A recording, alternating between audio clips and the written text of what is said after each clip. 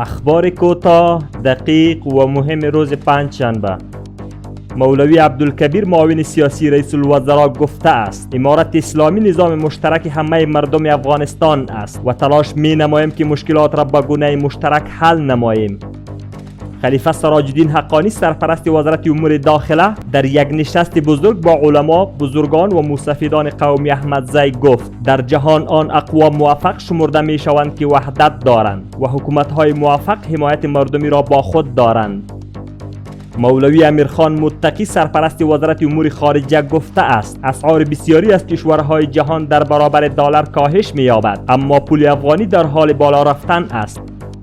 شیخ محمد بن عبدالرحمن آل ثانی صدر اعظم و وزیر خارجه قطر در یک تماس تلفنی با مشاور امنیت ملی امریکا بر ضرورت ادامه کمک‌های بشری با مردم افغانستان گفتگو کرد. وزارت دفاع ملی میگوید در قلوردوی 215 عزم ولایت هلمند 40 تانک زیرهی ترمیم و آماده استفاده قرار گرفت.